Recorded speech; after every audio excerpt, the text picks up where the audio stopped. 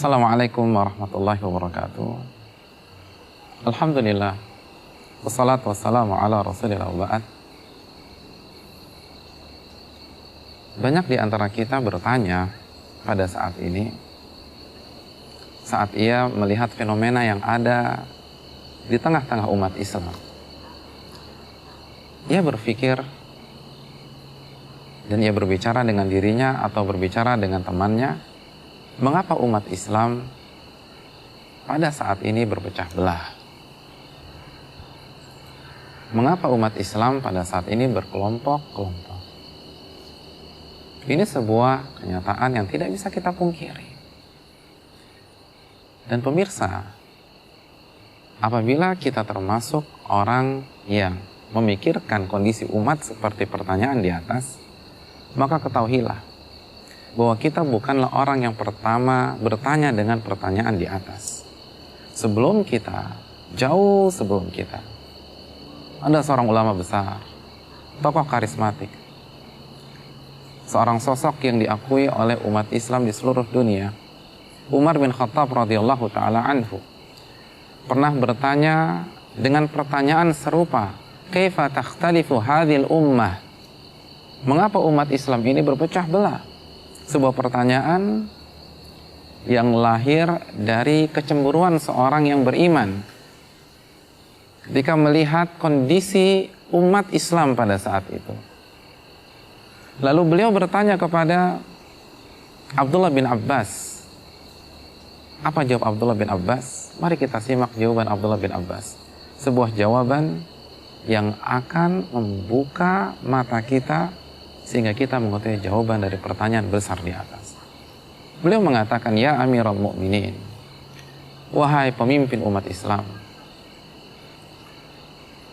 inna unzila alaina al-Quran faqara'nahu wa alimna fima nazal. Wahai pemimpin umat Islam, sesungguhnya Al-Quran diturunkan di tengah-tengah kita.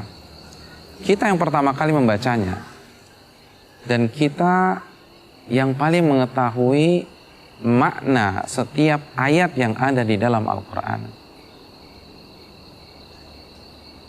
Wa annahu yakunu ba'dana aqwamun.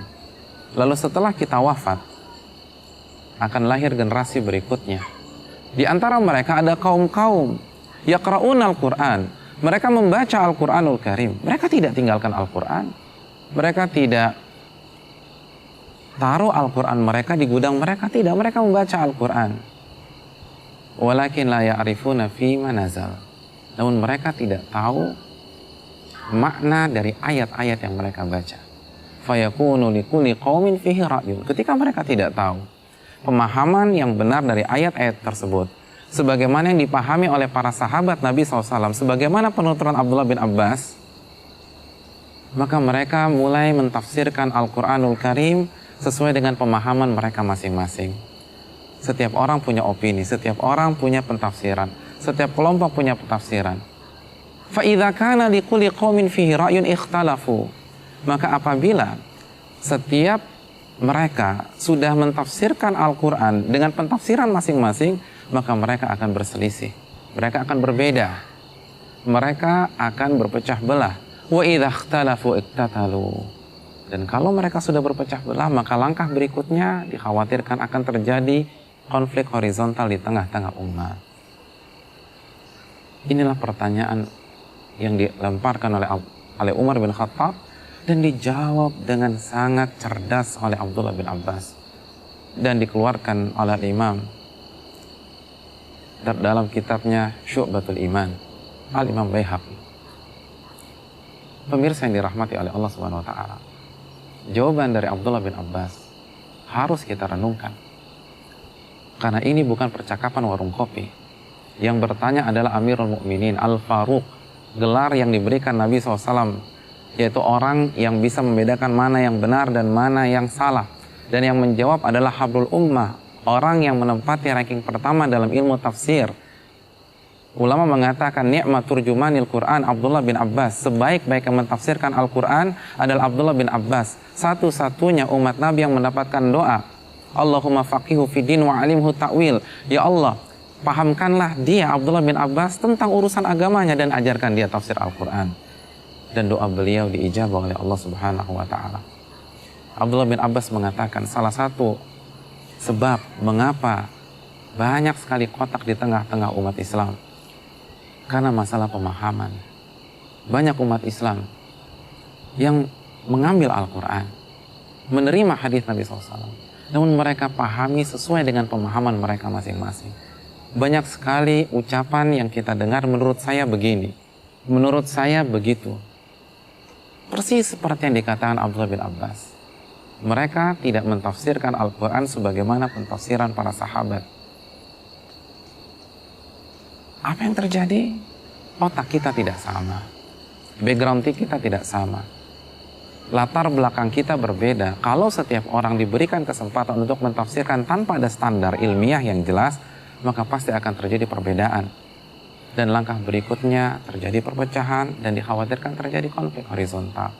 Oleh karena itu hadirin yang dirahmati oleh Allah Subhanahu wa Ta'ala, jika kita benar-benar tulus ingin umat ini bersatu, maka kembali kepada jawaban Abdullah bin Abbas.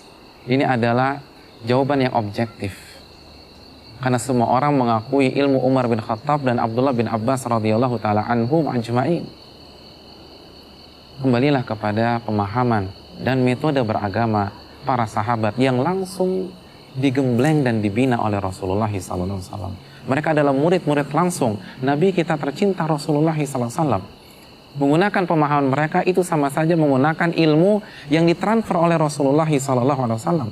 Oleh karena itu Allah memuji beliau dalam surat At-Taubah ayat 100. Was-sabiqunal awwalun minal muhajirin wal ansar walladzina taba'uhum bi ihsan radhiyallahu anhum wa radu'an. Dan orang-orang yang pertama kali masuk ke dalam agama Islam dari kalangan muhajirin dan ansar. Siapa muhajirin dan ansar? Para sahabat dan orang-orang yang mengikuti mereka dengan baik. Allah ridho kepada mereka dan mereka ridho kepada Allah.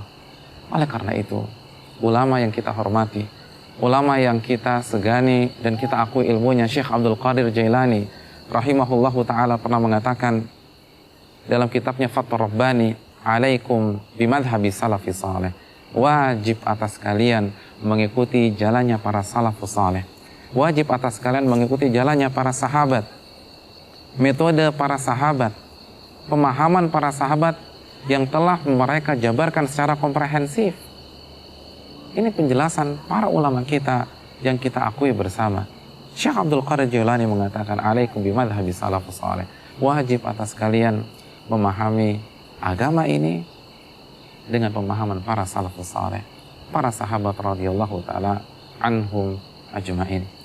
Dan ini sebagaimana yang digariskan oleh Nabi kita SAW dalam hadis iftiraq, hadis yang diriwayatkan Imam Tirmidzi, sataftariqu ummati ala 73 firqah kulluha finnari illa wahidah. Umatku akan terpecah menjadi 73 golongan, semuanya diancam masuk neraka kecuali satu golongan. Siapa mereka? Dalam riwayat ma ana alaihi al-yawma wa ashabi, itu orang-orang yang mengikuti jalanku dan para sahabatku, mengikuti jalanku dan para sahabatku. Oleh karena itu, marilah kita ambil Al-Quranul Karim dan hadis Nabi SAW. Dan marilah kita ikuti pemahaman yang digariskan oleh Allah dalam Al-Quran dan Nabi SAW dalam hadisnya.